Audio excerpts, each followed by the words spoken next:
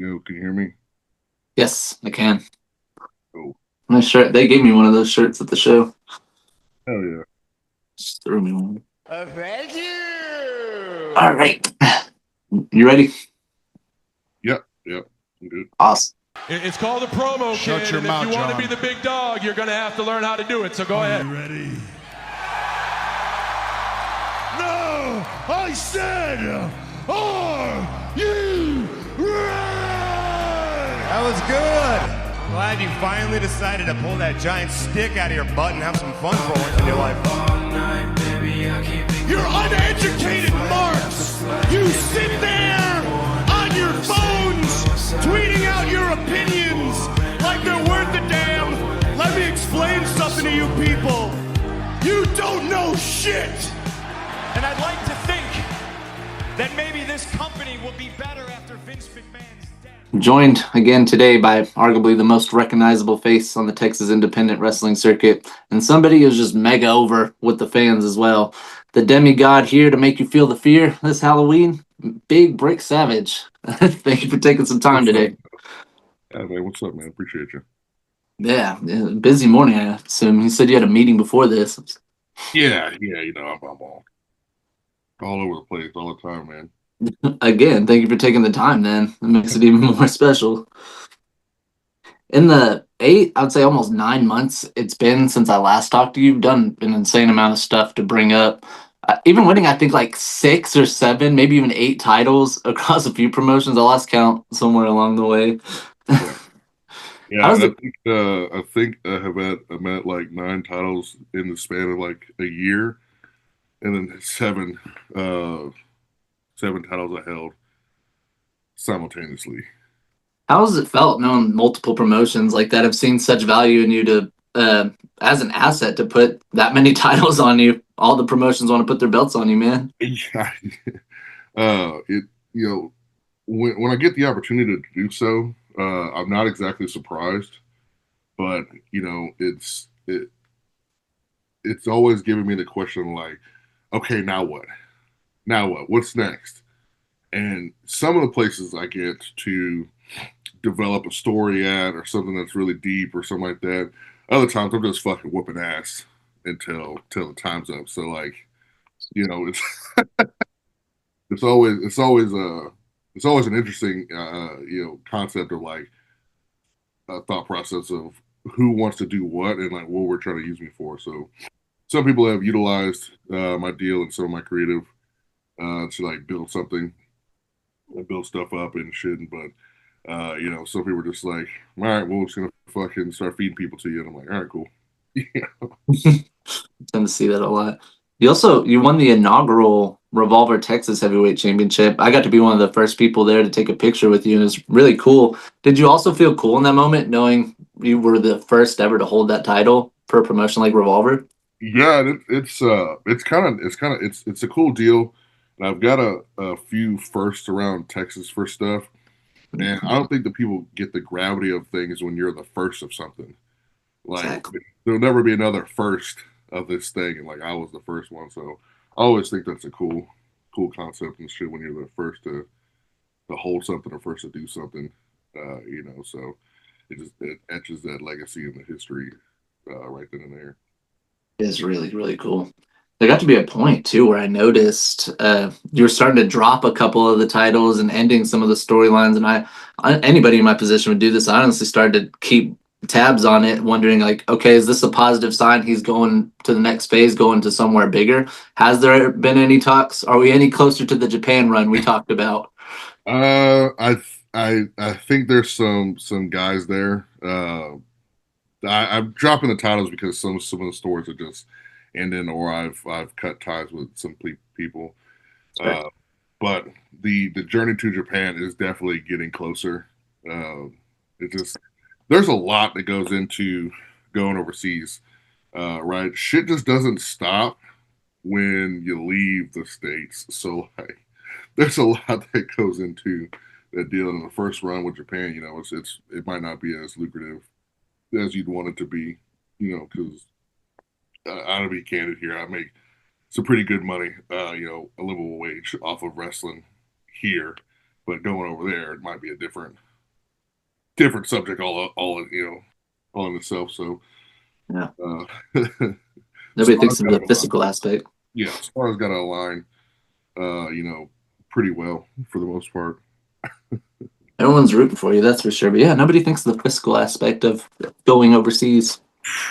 Boy, just getting over there is a fucking headache in the arm and a leg. So like, you, got to be prepared for all the shit, and then like how long going to be gone. So that's that's one of those things that's like the main factor to get over is that part, and right place, right time.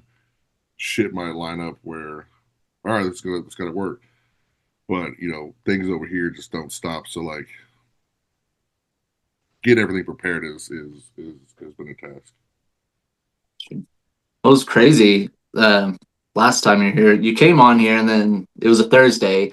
By Saturday, you were on Collision in Houston. How did all that take place on such short notice?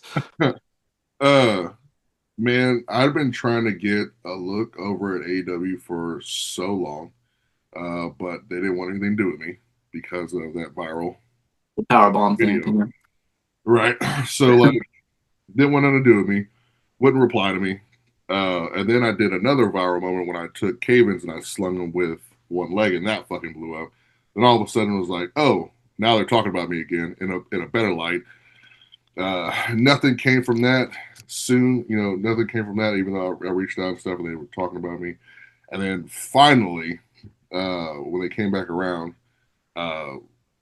they reached out to me and shit to do Collision. I was like, hell yeah. So I've been trying, man. Yeah. Yeah, it's just one of those things like, and I also almost didn't get on the show, by the way. I got there, did the promo shots, right. I fucking look fantastic. My gear is completely fresh. It's one of the gear pieces I don't fucking wear very often. So everything looked brand fucking new.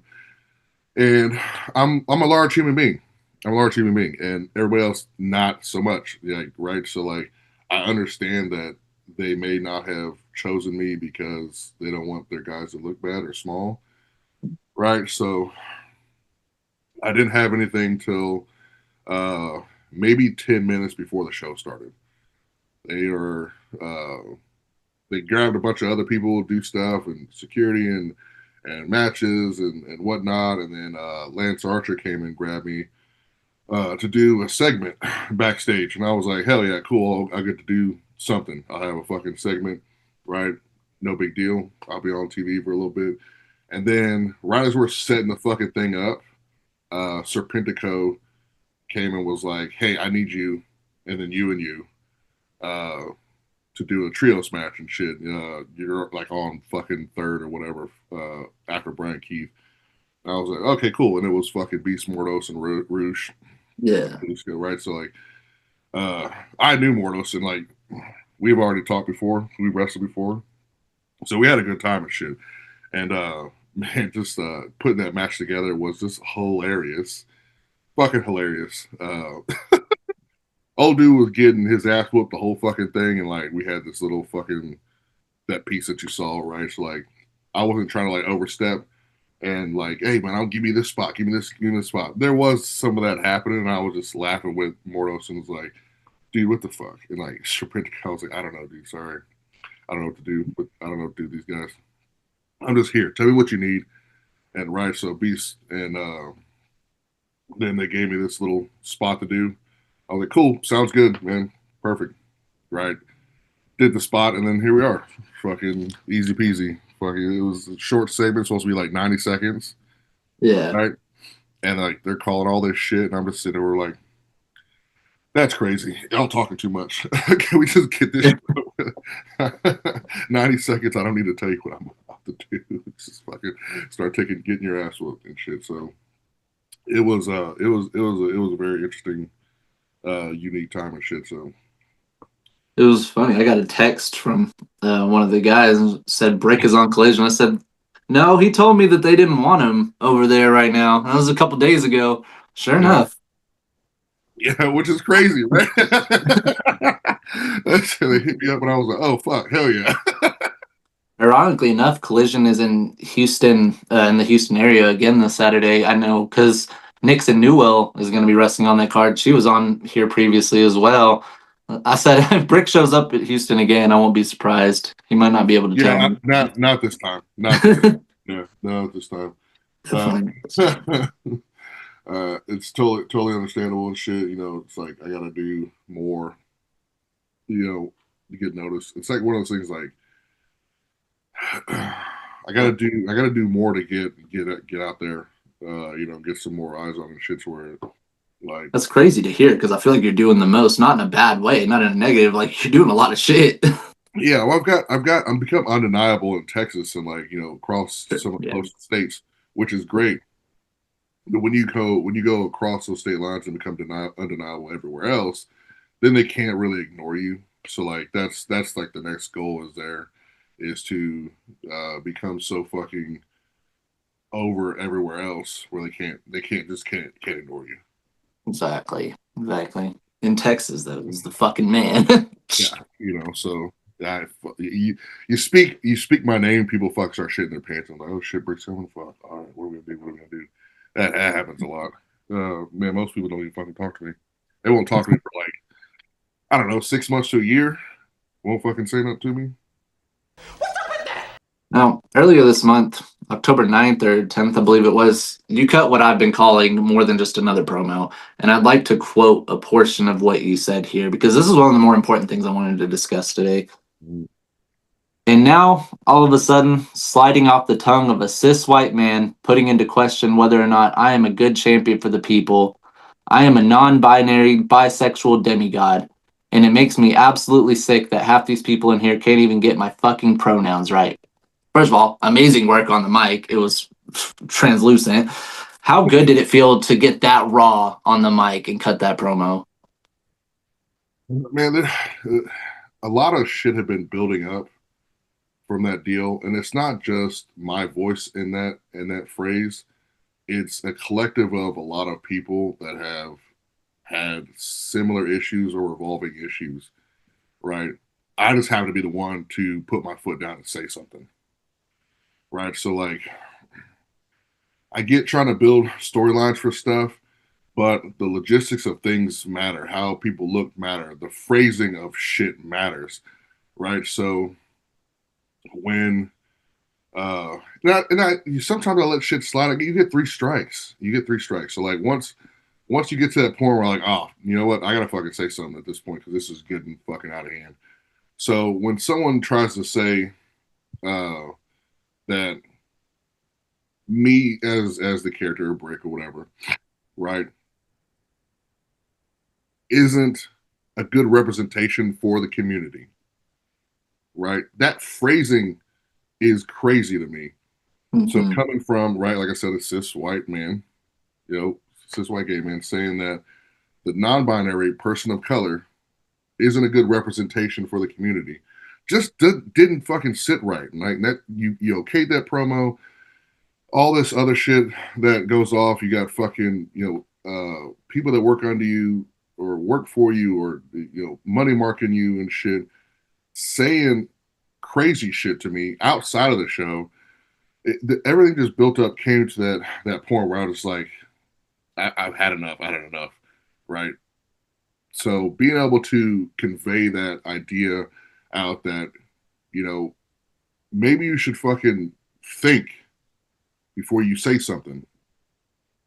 Maybe you should, you know, consult with the person you're about to throw under the bus, right? When you say that I'm not a good representation of the community, that doesn't sit right with me.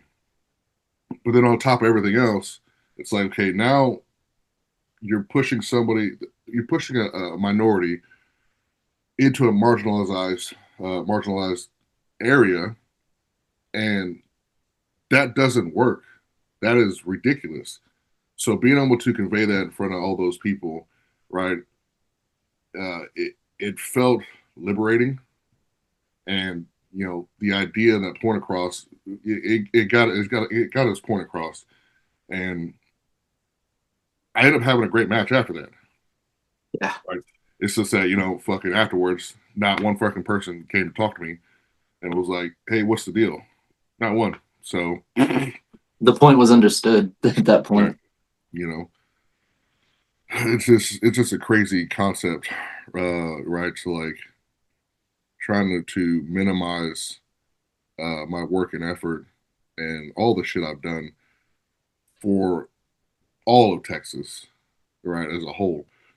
And it's not just like I'm a character on a screen. There's several of help put people in place, help you get people over, help move people around, and that whole idea, right, was just fucking crazy to me. So it is what it is. And that's why I wanted to ask on the subject, because for the time I've known you, I've known about it. Never known you to ever really be offended by incorrect pronouns being used. And so that promo really showed how important that actually is to you. And on my end, I've used he, him as the pronoun as like just habitual memory. That's just muscle memory, I guess. So I do apologize for using incorrect pronouns. Well, so here's the thing. When uh, I go to certain places, right, and there's an expectation of, hey, we're this inclusive thing, and we want to do this deal, want to portray you how you want to be portrayed, and I say, hey, use this for me here, right? Or if I go to this place, like, hey, use this for me here, right? So every place doesn't have always the same fucking aspect for me, and that's part of my identity, right? I want to be presented this way here. I want to be presented this way here, and that's important to me. So if I tell you, hey, I would like for you to use they, them here, right? This is great. Please refer to me as this. Or if you get corrected here, someone corrects you here because they know it's important and it's something I've mentioned here, you should probably do that or make that effort or at least, be conscious of that deal and not be so fucking loose lipped about it. So someone tried to mention something about New Texas using he, him there. I was like, well, I told them, hey, when they asked me, please use this here because that's what I asked for there. Right. So there's some places that, I've gone to and they'll ask. And right. And it's however I feel to be presented that way, that day, that week, or this company. That's how I feel like being presented. And I think it's just important that, if your company is supposed to be doing that, that you should, do that and be conscious of that almost at every given time, but like, not letting it fucking, not be so ignorant of not doing it properly, right? Like if your flagship thing is doing that, then you should probably remember that. Acknowledge me.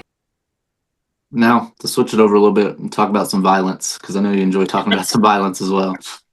I got to be seated up on it was a weird seating, but I loved it. I got to be seated on the stage next to commentary table at the Matt War third anniversary show, which coincided with the 60th anniversary of the Texas Death Match. And to celebrate such a momentous occasion, you and Matt Locke main evented this show on a weekend where I saw a man almost get drowned to death. This was still the most violent thing I'd witnessed that weekend. Yeah. That was How did it feel to deliver such a great Texas Death Match on that day and have your name etched in the history of that match? Like another first. I've done a lot of firsts for Matt War, and it was conveyed the importance of that match and like the gravity of that deal. Dude, I watched so many eras of Texas Deathmatch stuff that I'm kind of sick of it. Like it was a lot, and it was important to me, right, to be able to get the point across of the different eras throughout the entire match. It wasn't just hack and slash, throwing shit around. There was purpose with every bit of it, right? So after that shit was over, man, it was a big weight lifted off my shoulders. It's like I get stressed out going to some of these shows because of the level of importance and the point I'm trying to get across. And this was one of those ones where it was so goddamn important. It was damn near almost making me sick, right? So like once it was over, it was just like a big sigh of relief and shit. It was like 30 fucking minutes, right? So like crazy idea to have. A 30-minute match would also be a fucking Texas death match and shit. So And I could have gone another 30, to be honest. Like it, I was having a blast. It fucking sucked, but in that moment, shit, I was just like, gears were turning. Uh, shit was just going like it was supposed to, and like I said, I could do another fucking 30 minutes of that goddamn deal. But it was exhausting. I lost a lot of blood, and Minute to minute, it was substantial. The aftermath was crazy. The amount of blood and broken glass we had to walk through to get out. How do you have an idea of how many actual glass tubes were broken? It had to be like 20 or 30 at least. yeah, it was somewhere up around 30 or so. It was somewhere around 30 or so. I didn't have an actual counter, but again, I was there live and in color, and I said, "That's a lot of glass." Yeah, there was several bundles of shit, right? Yeah. So it was a lot, and like they were cleaning up, a lot of the stuff as we were going because, like, man, moving around on the floor got super difficult because all the beer got spilled over, fucking Yeah. was all over the place. Where I fucking power bombed, locked through that door, and they're almost split my fucking legs open trying to pick him up and toss him. So there's so much beer over there, so much fluid just all over the goddamn. Yeah, I got lucky being up on that stage. I just got to hover over it all. Yeah, yeah. It was a wild glass flying everywhere in the right direction, away from people. It was nuts. It was fucking nuts. It was a hell of a night. And that was actually my first time going to Matt Ward Pro. I hadn't been able to go to any of their shows prior. So it was a crazy night for me. Like, the whole card was crazy. Yeah. And in and off of that note, because it's like one of those things, like it's not always going to be like that at Matt War, right? You don't always see shit like that. You're not going to see a bunch of deathmatch stuff. That had some, like the Cowtown cage fight. That was a first, and that's like not a normal cage. It's like a chicken wire thing and 2x4s. It's a huge, giant, open cage they built around the ring, Yeah. right? And there was a four-way dog collar match, the Rat King chain match. Like that was another first thing there. So a lot of cool shit, a lot of interesting things happen at Matt War, right? It's like a hidden gem over there, and it's not streamed a lot anywhere at the moment and stuff like that. It's one of those ones you got to kind of experience in person, and when you do, it's nutty from start to finish and stuff like that. And Yeah. those intricacies of like doing a Texas death match don't happen all the time, but it's special when you get to build up all this stuff and like here's the end exclamation point. Boom! There's this cool concept that we get to convey. All the matches on the card were good. I will say one thing I remember about that show that I did disagree with, and maybe you could put insight on this. Because you're there backstage, you're in the locker room, you know what goes into creative and who runs their own storylines. I didn't necessarily agree with using the ice line to draw heel heat. I thought that might be a little bit of a over the edge way to draw heel heat. So there was a comment made about calling ice and getting the piece of shit out of the ring. And I mean, it definitely draws heat, but I didn't agree with drawing heat that way. These wrestlers are their own entity in themselves, right? So like, you don't get a script to do your promos with, right? There might be an idea of like what you want to convey of the story and stuff like that. I think that line was just something that was used in the spur of the moment to get heat, right? And that can go either way for people. Most people are probably not going to like that, and that's probably the idea behind it. It's like, well, if I say this thing, everybody's definitely gonna hate me for it. So the guy who said it, fantastic guy. Yeah. Right. Super nice, very sweet guy. But some of those people do shit to get the heat. Like, I mean, Locke, for example, he literally flips off kids and put his Yeah. in front of Yeah. throws water in people's faces. Like, there's a lot of things people do to get heat. I spit on people, right? So, everybody has their own little thing, and some people aren't as conscious of what they say and the way they phrase things, right? So, like we said earlier, it's one of those things that I think was used in a deal that that melded a real thing that's kind of terrifying for people and shit to bring over there to get that heat. And like, Yeah. I think most people would not agree with it, but you know, if you're trying to convey some realism and also an idea of like how old school wrestlers would do, that's something somebody would say, right?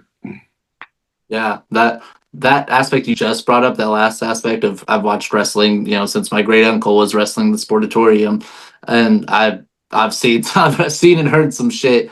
It was a sensitive issue, but like you said, I think spur of the moment is why I just really didn't say anything about it because I he wouldn't have said that if the other man in the ring wasn't okay with him saying that. I know that as well. And so there's a lot of layers to it that I said, don't agree with it.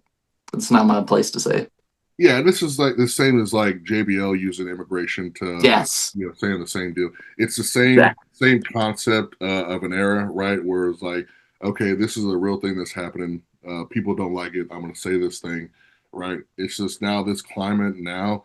It's kind of way more intense feeling now, I think. Yeah. But I mean, imagine being back then. I'm sure how intense it used to feel back then as well. In that era. So like, I think it's just that art imitating life thing, and like it makes people uncomfortable. I like to make people uncomfortable and unsettled in a different way, right?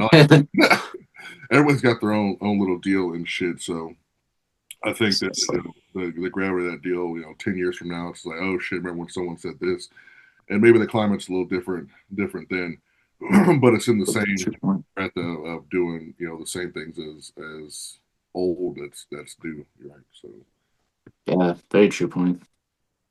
I've seen these posts on social media you've made over the last several months in regards to the White Room, this sort of like self-therapy session, blank canvas room you film in. Can you explain more about the White Room and how you came up with the concept for it? yeah, somewhat. When I'm in the middle of a storyline deal, so I'm not gonna give you super details of shit. So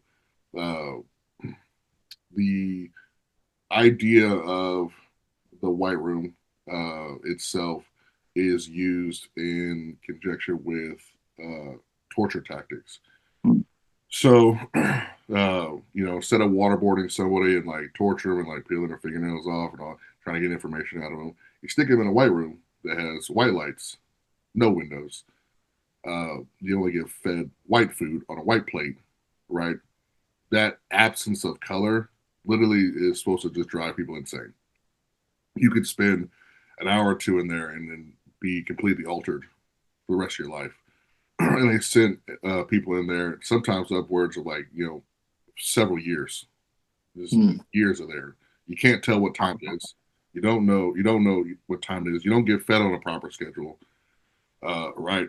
So in this world, right, Brick using the White Room to self-medicate, to contemplate the next move, to think, to meditate, right, is the concept in there to use this inhumane thing to focus.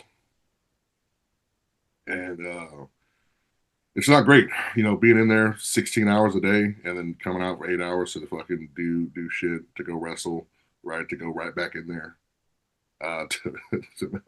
Wouldn't be good for anybody, but I like to go to the extremes and when I'm doing things. So like the idea behind that is how do I focus more and get to that next level? Like if I can put myself through this insane thing to help cope and find myself and be better and to evolve, that's something that I'm going to do. Like, I don't know if you ever watched like anime and stuff like Baki and shit like that. Like I was thinking of Dragon Ball Z this whole time you're talking. There's another one, right? So like 100 times gravity. everybody goes into their own little chamber to do something to train to get better, right? So you go into these concepts of how do I put myself through something that's so ridiculously painful that if I go up against somebody, they won't have shit to do. they can't hurt me in a way that I'm already hurting myself. Right. The context to it was cool before, and the context to it just made me fall in love with it. Like, man, that's fucking awesome.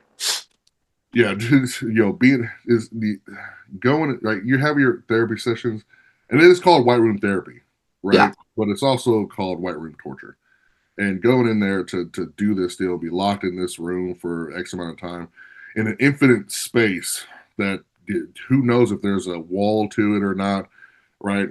It's dehumanizing, and then only being able to eat at random times food that has no color, no taste, right? You get that lack of feeling and humanity, and it's like, okay, cool.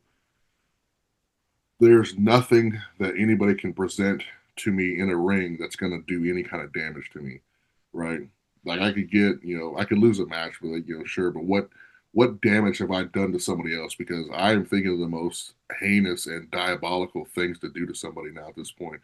My creativity of like getting out of stuff, putting people into things, how much damage I could do to somebody and get away with it, right? Because like wrestling has rules, and I can't exactly like murder somebody in a ring, but I can get as close as possible as long as the ref allows it, right? So being able to get away with certain things and doing certain stuff and altering people's way of life is usually the goal there, right? Wrestling's wrestling. It's cool. Do I want to win the match? Sure. Yeah. Do if I care if I lose? No. The part that's important is that you won't be the same afterwards, right? The I way, can still see you throwing someone to a row of chairs. There's like a whole section of chairs that just got taken out. yeah, Man. right. So like, that concept of like, safety, gets borderline of like, we want to have this controlled violence in there, but once it gets out of control, then the idea is over. So I have to stay within the lines of being in control and pushing the boundary of like how much can I get away with legally. So that concept of violence in there, right? I don't think most people go to the match expecting that kind of intensity, and to me, the whole point of being a chaotic, violent creature that happens to also wrestle is something I think about, and I don't think most people are prepared for, which makes me a very unorthodox kind of brawler. It's like, oh shit, yeah, I'm wrestling Brick, but what the fuck is Brick thinking? And you can't figure it out because it's just ever evolving into like, all right, what fucking crazy demonic thing can I do to this person and legally get away with it? And you're constantly looking forward to like what crazy spot am I gonna see Brick do tonight? It becomes a constant ongoing thing. Right. Some of those things that are just like, I have a vision that'll happen, and I'm like, what if I can do this or pull this out, and I think that's what makes a lot of my matches unique is that there's something in there that you wouldn't normally see in a regular match. Is that there's just I guess you can call it entertainment, but the concept of trying to create a moment of doing something that's just like not an orthodox thing to do you would normally see, and it could be a very small thing, or it could be a big thing, but there's something that conveys the complexity of the character in this time frame. I feel like is important to me. And I always try to do something new every time I get in the ring. Out of all the cool shit you did this past year, what was the highlight of 2025 for you? Man, that's tough to say, man. It's like, man, I did a lot of cool shit. It's a lot of cool stuff, and there's a lot of ongoing things. Yeah. Uh, I think I can't know if I can even say it right now because I don't want to give this shit away, and I do like having some kind of kayfabe stuff. Yeah. But the stuff I'm doing in Austin has been insane, and uh, I think the highlight so far I have is probably this Texas Death match I did with Matt War Pro, because there's been a lot of cool shit, but this one was one of those ones that was just like top notch. But then I got shit I've done at Baracho as well, and I think another big highlight is the rivalry I have with several people all at the same time, and like people like Killer Cash, Dimitri, all these people that have had some kind of intricate thing happen that has built up this very alluring thing that you're kind of glued to. Yeah. I think it's also been something that's been really top tier over this year. Another name on that list I feel like should be JD Griffey, a man who like is so good at being a heel that I sometimes feel like I hate him as a person, and he's just that good at being a heel. And the work you guys did this year was one I would highlight.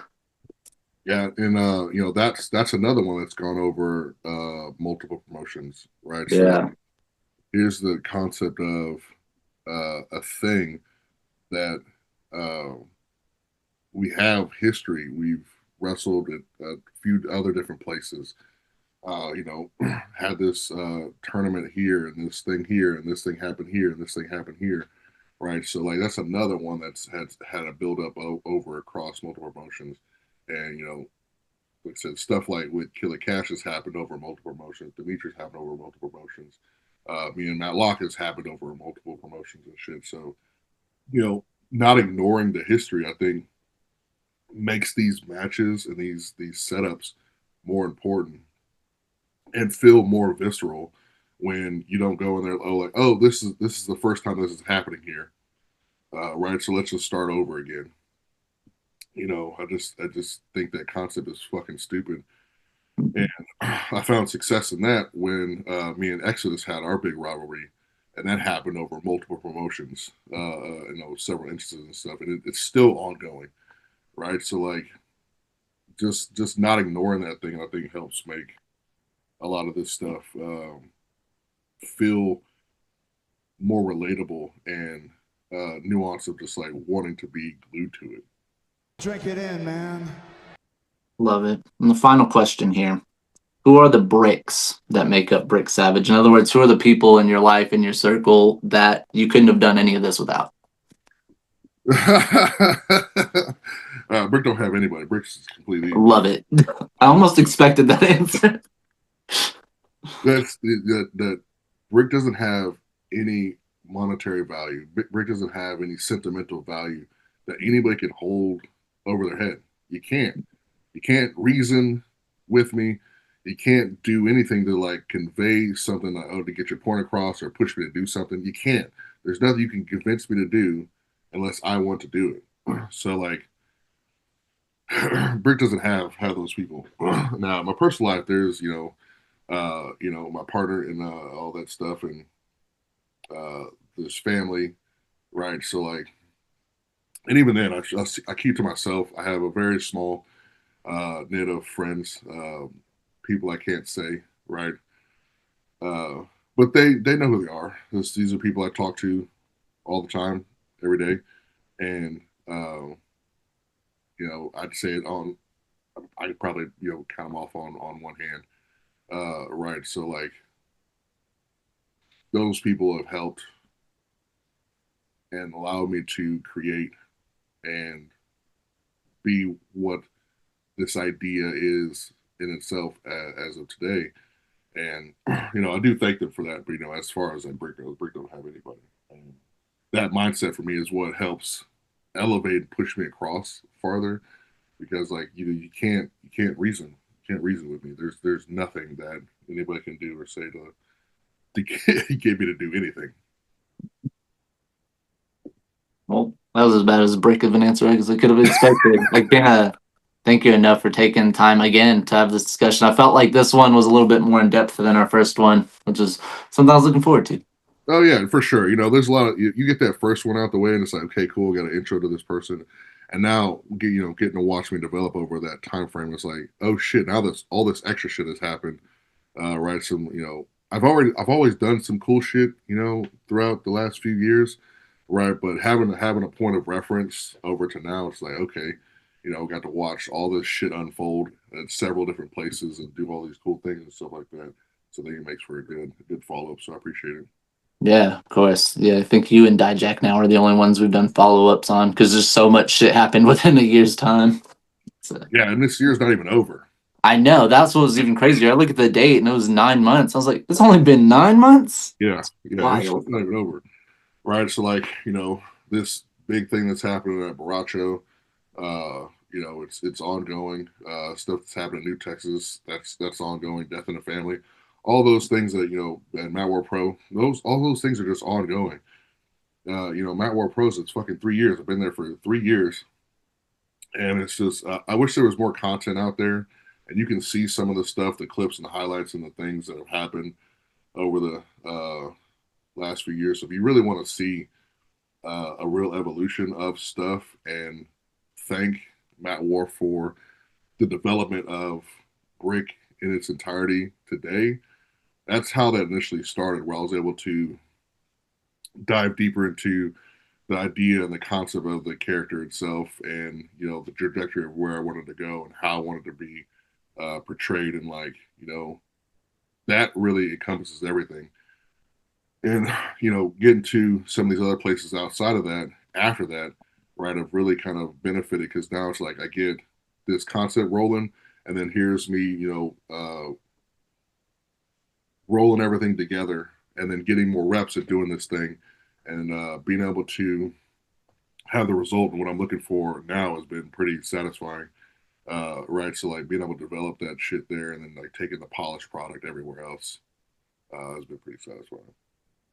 Shut the fuck up in 2 seconds so I can stick and cook. I had a lot of time to think and ponder about why my queerness is in question, about why somebody can come out here and use Harvey Milk in conjunction as to why I'm not a great champion. Oh shit, that's something. When several months ago, when I wasn't here and I was on TV representing for all these people, it was brick, brick, brick. And now, all of a sudden, sliding off the tongue of a cis white man, putting into question whether or not a good champion for the people. I am a non-binary, bisexual demigod.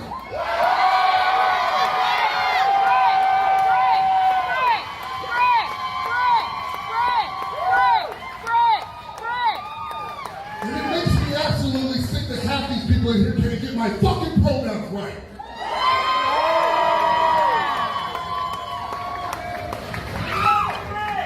So I had to sit here and think, why? Huh? Why? Is it because I don't look the part? Is it because I don't fit a stereotypical mold? Is it because my hair isn't a different color? Is it because I am not flamboyant enough?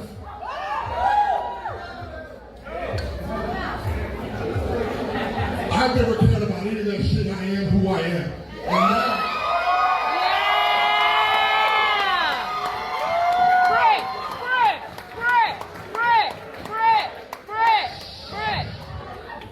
I don't want you to cheer me, because I'd rather you boo me. And I'm going to tell you why you boo me. You don't boo me for what I am and who I am. You boo me for the absolute maniacal, bloodthirsty son of a bitch that I am. You boo me because I love to hurt people. You boo me because I'm the wild shit I'm going to do this too young.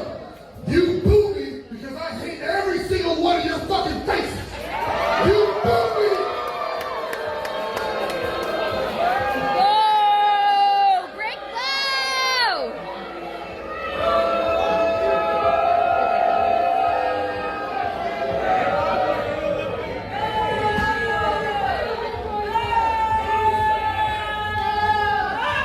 You boo because this dumbass motherfucker I think they're gonna